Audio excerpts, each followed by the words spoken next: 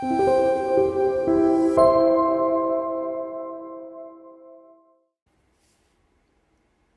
you for tuning in with us in MedBay. So today's video is about management of diabetes mellitus. First, let's talk about the pathology behind diabetes mellitus. Diabetes mellitus results in hypoglycemia, which is high blood glucose levels causing all the symptoms and complications surrounding diabetes mellitus. Symptoms include glycosuria, which is when you have glucose in the urine. This occurs because of the high levels of blood glucose. When the blood gets to the kidneys, the glucose is filtered out into the urine, and not all of this is reabsorbed. The next symptom is polyuria, which is increased frequency of urinating, which occurs because the glucose is leaving the body and it's osmotically active, so the water is following out behind it.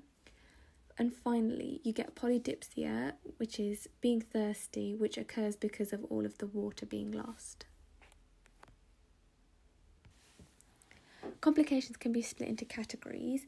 So the first category is microvascular complications like retinopathy and nephropathy.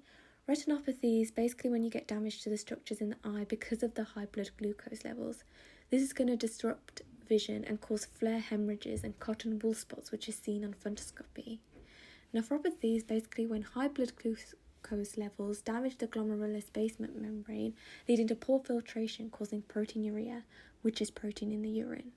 The next category is macrovascular complications, which is basically when you have vascular diseases which affect the heart and the brain, meaning that there's a high chance of heart attacks and strokes. High blood glucose is also linked to increased chance of infection, and it delays wound healing, which may cause someone to get amputation of their limbs. In type 1 diabetes, you have destruction of the insulin-producing cells of the pancreas called beta cells because of a mutation in the HLA gene, resulting in an autoimmune reaction.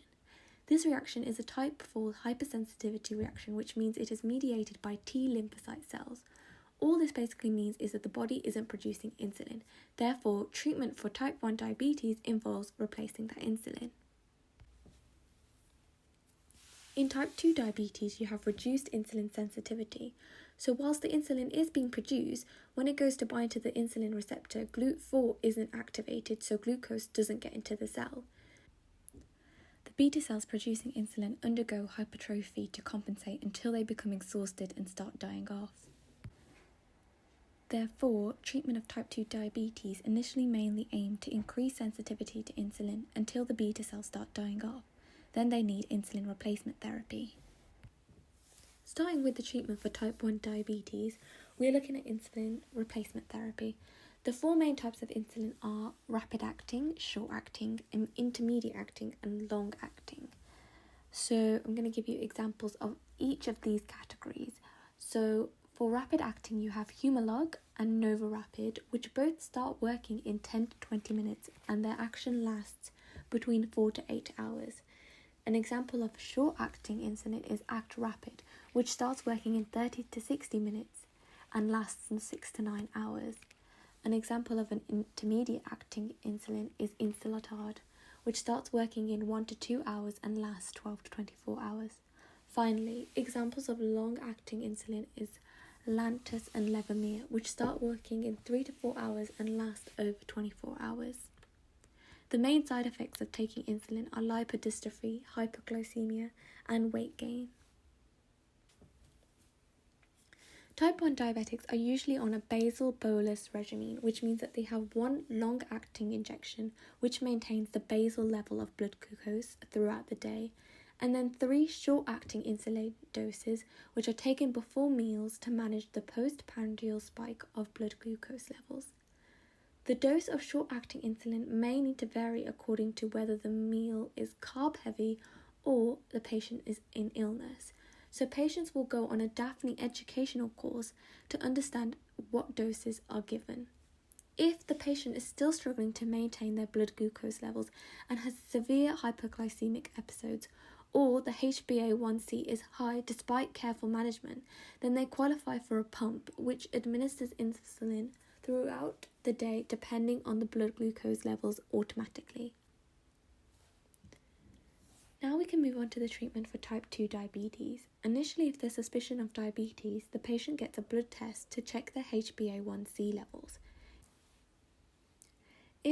the levels are below 48 millimoles per mole or 6.5%, then the patient is recommended healthy eating and lifestyle management. If, however, it is above 48 millimoles per mole or 6.5%, then the patient is prescribed metformin. If not tolerated, the alternative offered, which is modified release metformin. Metformin works by increasing insulin sensitivity, so more glucose is taken up at the muscles. It also inhibits hepatic gluconeogenesis, which means it stops production of glucose in the liver. Finally, it decreases intestinal absorption of glucose. Side effects to remember for metformin is the GI disturbances, so they get diarrhea, nausea, vomiting, and abdominal cramps, which usually subside. Metformin also causes weight loss, making it ideal for overweight, obese patients. A complication associated with metformin is lactate acidosis, as lactate is used for gluconeogenesis but inhibited by metformin, resulting in increasing lactate levels. Usually, excess lactate would be excreted by the kidneys unless there is a renal impairment defined as a GFR of less than 30 milliliters per minute. Hence why metformin should be avoided if a patient has a renal impairment.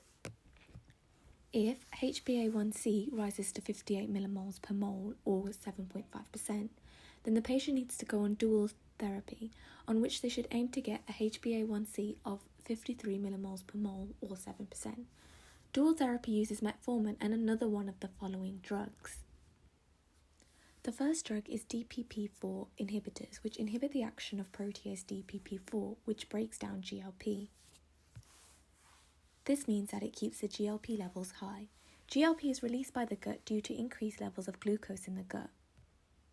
GLP is responsible for increasing insulin secretion, decreasing glucagon release, and slowing down gastric emptying and enhancing satiety, meaning that the patient feels full quicker, so they eat less. Side effects of DPP-4 inhibitors include GI disturbances, headaches, nasopharyngitis, mild respiratory urinary infections, and pancreatitis, which leads to pancreatic cancer. Since the drug is metabolized by the liver and the kidneys, it is contraindicated if there is a hepatic or renal impair. Also, this drug should be avoided if pregnant or breastfeeding. Examples of DPP-4 inhibitors are sitagliptin and saxagliptin, so the gliptins. The next drug is pioglitazone, which again increases insulin sensitivity by increasing transcription of the insulin-responsive genes. It also causes increased synthesis of HDL and LDL and decreased synthesis of triglycerides. Hence why this drug should be avoided in patients with high cardiovascular risks. Side effects of this drug include heart attacks and strokes because of the increased LDL levels. It also causes weight gain. It is also associated with an increased risk of bladder cancer. Pioglitazone also causes fluid retention and edema, hence why it is contraindicated in patients with congestive heart failure. Sulfonylureas is the next class of drugs. For this drug, you need to understand the mechanism of how insulin is exocytosed into the blood. Usually on the beta cells, you have the potassium channels open and the calcium channels closed, so that the potassium is flowing out. If glucose is present in the blood, it can be converted into ATP. The potassium channels are sensitive to ATP, so close in response to the increasing ATP levels, so that potassium builds up, which leads to cell depolarization. If the cell is depolarized, then the voltage-gated calcium channels open, which leads to an influx of calcium, allowing exocytosis of insulin vesicles, so that the insulin in the blood increases. Sulfonylureas work by acting like ATP, which also cause the potassium channels to close, so that the same process can occur. In addition, sulfonylureas inhibit hepatic gluconeogenesis and increase insulin sensitivity. Examples of sulfonylureas include glipizide, glyburide, and glimepiride. The main side effects are GI disturbances, alcohol intolerance, and hyponatremia. Sulfonylureas should be avoided in type 1 diabetics. Finally, the last class of drugs is SGLT2 inhibitors. It prevents reabsorption of the excess glucose excreted in the kidneys, keeping the blood glucose levels low. However, this leads to glycosuria, which increases the chance of genital infections, one of the biggest side effects of this drug. With dual therapy, so metformin and one of the drugs we spoke about, we aim for a HbA1c of about 53 millimoles per mole. If this cannot be maintained, the patient may go on triple therapy, so metformin and 2 of the drugs we spoke about, or an insulin therapy regimen. Finally, it is important to stay updated with the NICE guidelines to know which drugs is best to manage diabetes.